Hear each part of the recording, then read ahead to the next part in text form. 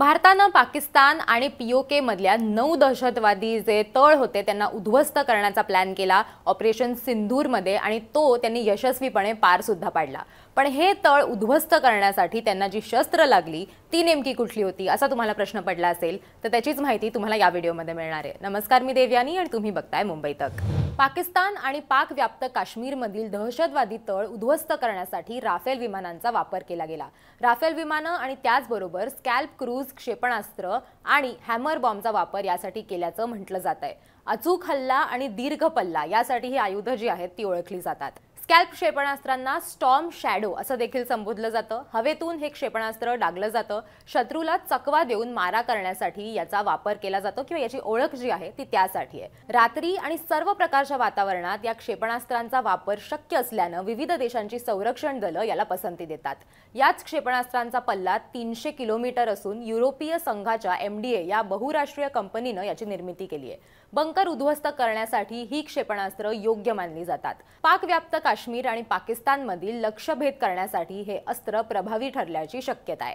Hammer highly agile modular munition extended range hammer bomb हवेतून जमिनीवर अचूकपणे मारा करू शकतात। ग्लाइड बॉम्ब म्हणूनही त्यांना ओळखलं जातं। 70 किलोमीटर पर्यंत बॉम्ब मारा करू शकतात। फ्रान्सच्या सॅफ्रन कंपनीनं हे बॉम्ब तयार केलेत।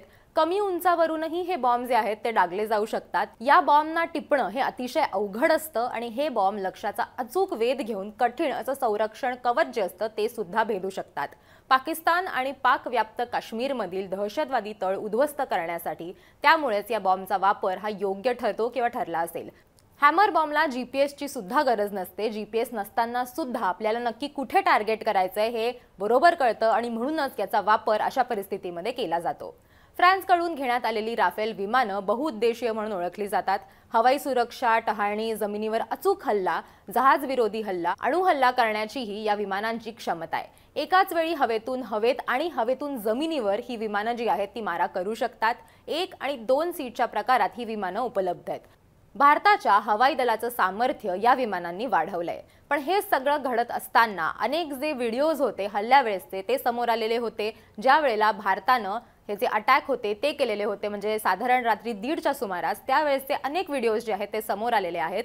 पण त्याच्याच बरोबर अनेक फेक व्हिडिओज जे आहेत ते सुद्धा समोर येत आहेत। पाकिस्तानकडून सुद्धा हल्ला करण्यात आलाय किंवा पाकिस्ताननी सुद्धा भारताचे सैन्य आहे त्यांना मारण्याचा प्रयत्न केलेला आहे, त्यांच्यावरती हल्ला करण्याचा प्रयत्न केलेला आहे, अशा प्रकारचे जे व्हिडिओज आहेत ते सुद्धा समोर येत आहेत। मात्र हे सगळे व्हिडिओज एकतर जुने आहेत किंवा AI चा वापर करून ते तयार करण्यात आलेले आहेत किंवा ते अगदीच खोटे आहेत। त्याच्यामुळे कुठल्याही व्हिडिओवरती विश्वास ठेवण्यापूर्वी तो फॅक्ट चेक करणं हे अतिशय गरजेचं आहे। तुम्हाला जर योग्य अपडेट्स हवे असतील तर तुम्ही कुठल्या बातम्या बघताय हे बघणं अतिशय महत्त्वाचं आहे। तुम्हाला जर वेळोवेळी योग्य अपडेट्स हवे असतील आणि तुम्ही जर अजून मुंबई तकला सबस्क्राइब केलं नसेल तर मुंबई तकला सबस्क्राइब करायला विसरू नका। पाहत रहा मुंबई तक।